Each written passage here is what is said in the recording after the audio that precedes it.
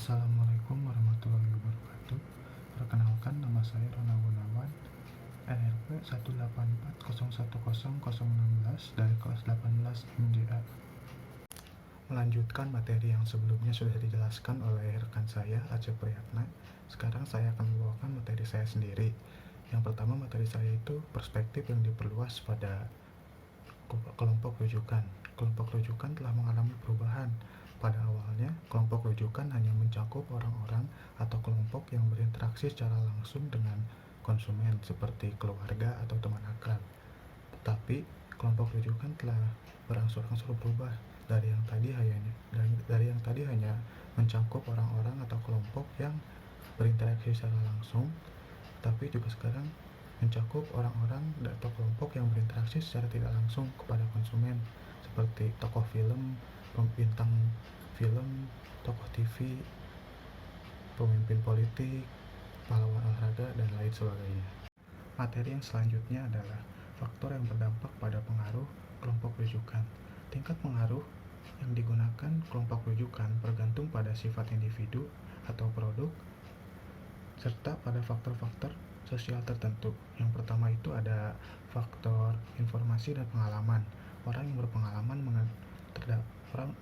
berpengalaman terhadap suatu produk atau jasa akan dapat mengetahui informasi tentang produk atau jasa itu.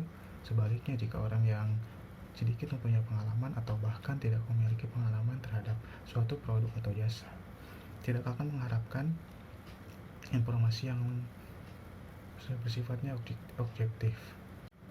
Mengenai hal itu, contoh orang-orang yang tidak percaya akan iklan, yang menganggap iklan itu menyesatkan dan memperdayakan, akan cenderung menanyakan kepada orang-orang mengenai produk itu sendiri daripada menontonnya dari iklan. Atau juga seorang wiraniaga muda yang ingin mempengaruhi kliennya, mungkin dia akan mengajak klien itu untuk makan bersama di restoran untuk membicarakan tentang produk yang ingin dia sampaikan. Si wiraniaga muda itu akan mengajak kliennya ke restoran yang terbaik sesuai dengan pengalamannya. Namun jika si wiraniaga itu tidak mempunyai pengalaman, maka si wiraniaga itu akan menanyakan kepada orang-orang atau ke orang tua atau bahkan meniru orang-orang lain atau eksekutif muda yang sudah biasa membawa kliennya ke sebuah restoran, di mana si wiraniaga itu akan mempengaruhi kliennya untuk membeli produk yang dia tawarkan. Lalu faktor yang kedua adalah kredibilitas, daya tarik, dan kekuatan kelompok rujukan. Kelompok rujukan kredibel, menarik atau berkuasa akan merubah sikap konsumen. Sebagai contoh, jika seorang konsumen ingin memperoleh informasi mengenai kualitas atau kinerja suatu produk atau jasa, maka orang itu atau konsumen itu akan mempercayai orang yang mempunyai kredibilitas tinggi. Misalnya, saya sebagai konsumen ingin membeli handphone baru, keluaran terbaru, maka saya akan mencari orang yang berkredibilitas tinggi untuk mengetahui informasi apa saja yang akan saya dapatkan mengenai handphone tersebut.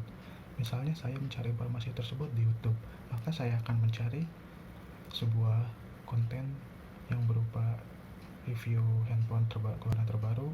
Namun jika konsumen ingin mencari penerimaan atau persetujuan dari orang-orang yang mereka akui atau mereka ingin tiru, maka mungkin mereka akan menggunakan produk atau jasa dari orang-orang yang mereka ingin tiru tersebut.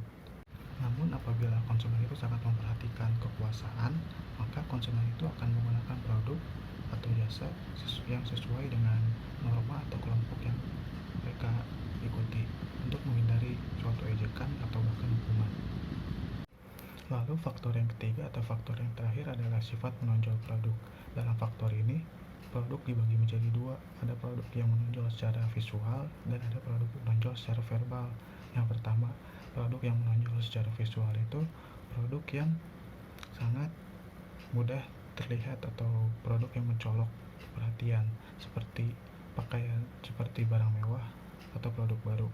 Tentu kalau kita menggunakan barang mewah di depan teman-teman, maka kita akan menjadi pusat perhatian, kan? Lalu produk yang kedua adalah produk yang menonjol secara verbal. Produk yang menonjol secara verbal itu produk yang sangat bisa dibedakan dengan produk yang lain, atau produknya itu mengungkapkan status kita seperti pakaian yang modis, laptop atau komputer yang bentuknya menarik, produk yang menonjol seperti itu, yang verbal dan visual, mungkin sekali dibeli dengan memperhatikan reaksi orang lain yang mempunyai kaitan. Lalu materi terakhir yang akan saya bawakan adalah kelompok rujukan dan kesesuaian konsumen. Para pemasar mempunyai sasaran yang berbeda mengenai kesesuaian konsumen. Yang pertama itu seperti contohnya pemimpin pasar. Pemimpin pasar itu lebih tertarik pada kemampuan kelompok rujukan untuk mengubah sikap dan perilaku konsumen dengan mendorong timbulnya kesesuaian. Untuk mendapatkan kesesuaian tersebut dapat dilakukan dengan cara. Yang pertama itu memberitahukan agar orang tahu bahwa ada yang namanya itu produk khusus atau merek khusus. Yang kedua itu memberikan kesempatan individu membandingkan pemikirannya sendiri dengan sikap dan perilaku kelompok. Lalu yang ketiga itu mempengaruhi individu untuk mengambil sikap sesuai norma kelompok. Yang terakhir, membenarkan keputusan memakai produk yang sama dengan kelompok. Lalu yang kedua ada pemasar dengan merek baru yang bukan pemimpin pasar tentunya. Yang pemasar yang mempunyai tanggung jawab untuk mengeluarkan produk baru itu ingin memilih strategi yang meminta para konsumen untuk mengenyampingkan dulu lah dan mau tampil berbeda dan tidak hanya mengikuti orang banyak ketika mengambil keputusan membeli. Seperti contohnya sepatu keluaran Indonesia terbaru itu sepatu Kompas yang ingin menunjukkan bahwa sepatu yang ada itu yang bagus dengan kualitas yang bagus pula itu tidak hanya seperti Converse atau Vans saja, tapi ada juga sepatu Kompas yang merupakan produk asli Indonesia.